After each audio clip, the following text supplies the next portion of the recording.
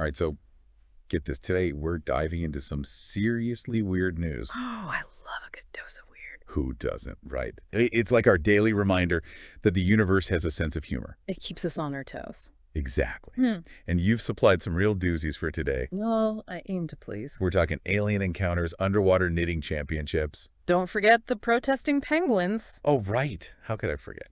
Okay, so first up, let's talk about this whole alien invasion thing. Ah, yes, the Great Cheetos Standoff of 24. Okay, so picture this. The headline reads, Alien invasion averted by a bag of flamin' hot Cheetos and a yo-yo.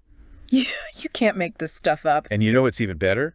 It happened in Ohio. We're only in Ohio, right? But seriously, why are we so drawn to these kinds of stories? I don't know, maybe it's the sheer absurdity of it all. Like aliens traveled light years just to get their hands on some spicy snacks.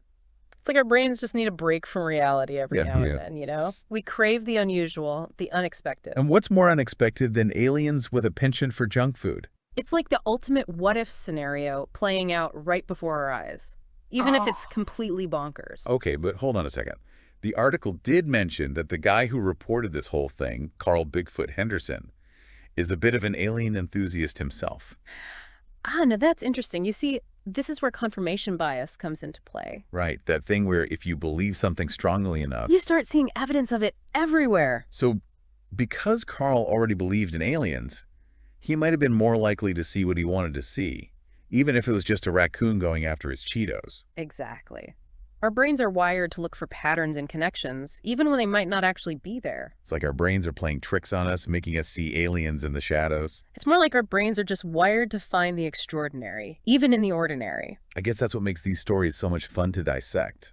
Speaking of extraordinary, did you get to the part about the underwater knitting championship? Oh yeah, how could I forget that one? Underwater speed knitting. You know, at first I thought it was a typo. I know, right? It sounds too ridiculous to be true. But it's real. They even had a whole segment about it on ESPN 8 The Ocho. Of course they did. So we've got this 92-year-old grandma, Agnes McFluffins, and she's like the Michael Phelps of knitting needles. Except she holds her breath the entire time. No scuba gear, no oxygen tanks, just Agnes and her yarn going head-to-head with the world's best. And she's fast.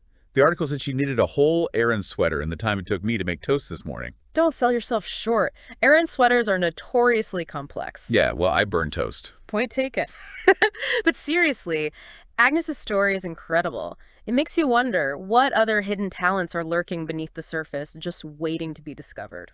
Maybe we all have an inner Agnes just waiting to break free. Personally, I'm still trying to master the art of walking and chewing gum at the same time, so underwater knitting might be a bit ambitious. Baby steps, my friend. Baby steps. Okay, so from the depths of the ocean to the streets of Chicago, our next story is about a protest that's, well, for lack of a better word, totally bananas. Let me guess. More penguins. You got it. A whole colony of them marching down Michigan Avenue, little picket signs and everything. What were they protesting this time? Global warming? Overfishing? Actually, they were demanding more fish. Makes sense, I guess. But get this, they also placed a massive group order for iced lattes. Okay, that's hilarious. Penguins and their lattes, who knew? It's like they're using humor to get our attention, to make us think about these issues in a different light. It's like they knew exactly what they were doing, right? Creating the spectacle, grabbing our attention with the absurdity of it all. And it worked, didn't it? I mean, we're talking about it, aren't we? Exactly. But underneath the humor, there's a real message there about climate change, about the impact our actions have on the planet. It's a clever way to make us think about these issues, even if it's through the lens of a penguin protest. It's definitely more entertaining than reading a dry scientific report. Did you see the part about the emperor penguin leading the whole colony in a dance routine? Oh, you mean the one with the sunglasses and the little gold chain? Yeah. Talk about a showstopper. It's like they took everything we thought we knew about penguins and flipped it on its head. Which is, I think, the whole point of weird news, isn't it? To remind us that the world is full of surprises, to challenge our perceptions and make us see things from a different perspective. It's a good reminder that we don't know everything, and that sometimes the most unexpected things can be the most insightful.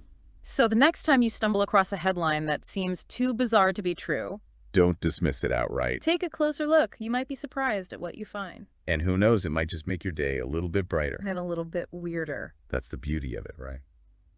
Well, that's about all the time we have for today's deep dive into the wild world of weird news. Thanks for joining us. Until next time, stay curious, my friends.